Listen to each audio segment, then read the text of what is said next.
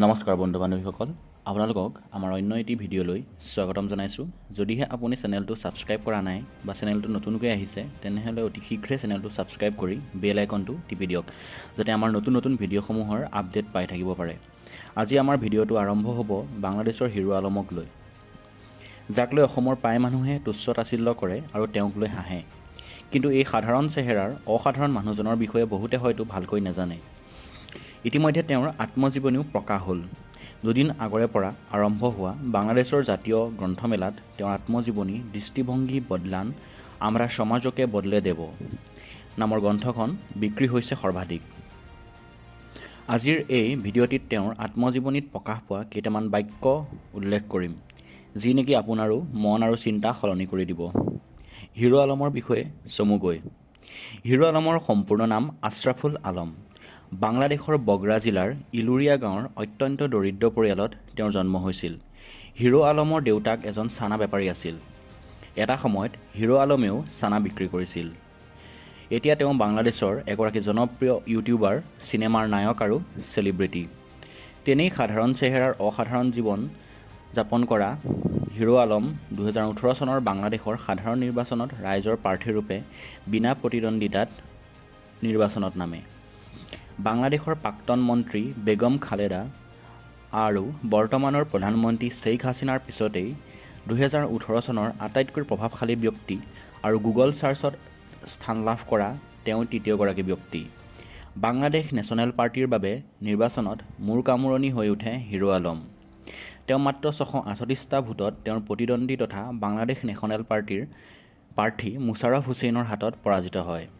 কিন্তু পৰাজিত হৈও যেন জয় হৈ গৈছিল হিৰো আলম, কাৰণ এই নিৰ্বাচনত তেওঁৰ হৈ স্বতঃস্ফূৰ্তভাৱে ৰাইজে প্ৰচাৰ কৰিছিল। হিৰো আলমৰ আত্মজীৱনীত প্ৰকাশ কৰা কেইটামান কথা এই ভিডিঅ'টিত উল্লেখ কৰিলোঁ। বিখ্যাত হ'ব বিচৰা নাই, দৃষ্টিভংগী সলনি কৰিব বিচাৰোঁ। হিৰো আলমৰ এইটো এটা মন্তব্য। হিৰো আলমৰ আন কেইটামান মন্তব্য হৈছে, আপোনালোক শিক্ষিত মানুহ কাগজে কলমে, কিন্তু মনুষ্যৰ শিক্ষাৰ শিক্ষিত লোকসকলৰ মাজত তেনেকুৱা বিশেষ এটা দেখা নাযায়। মই অশিক্ষিত, ঠাট্টা মস্কৰা আৰু লাঠিগোৰ খায়ো জীয়াই আছোঁ, কিন্তু আপোনালোক শিক্ষিতসকলে কিয় আত্মহত্যা কৰে সামান্য কথাতে? মোৰ চেহেৰাৰ কথা কি ক'ম, ঈশ্বৰে আপোনাক যেনেদৰে সৃজিছে মোকো তেনেদৰেই সৃজিছে। মইতো নিজে সৃষ্টি কৰা নাই এই চেহেৰা, আৰু সলনি কৰিবলৈকো মই আগ্ৰহী নহয়, কাৰণ মই সুখী ঈশ্বৰৰ সৃষ্টিক লৈ। জীৱনৰ সকলো ব্যৱসায় টকাৰেই কৰিছোঁ, কিন্তু বাংলাদেশৰ নিৰ্বাচনত মই বিনা পইচাৰে প্ৰতিদ্বন্দ্বিতা কৰিবলৈ সক্ষম হৈছোঁ। শিক্ষিতসকলে মোক লৈ ঠাট্টা মস্কৰা কৰে।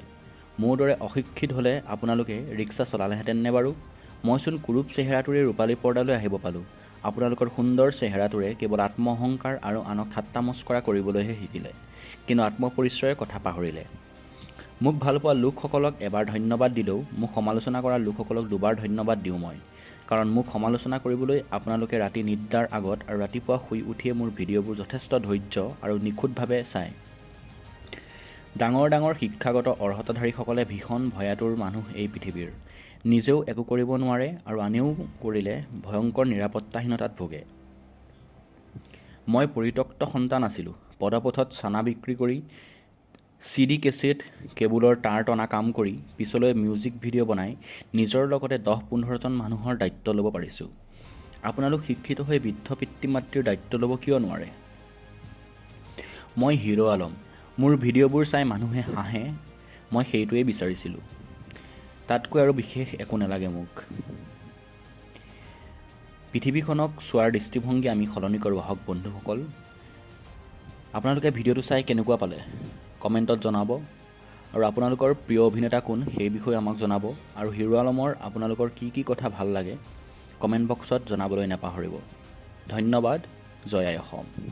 আৰু লগতে চেনেলটো ছাবস্ক্ৰাইব কৰি বেল আইকনটো টিপি দিবলৈ যেন নাপাহৰে।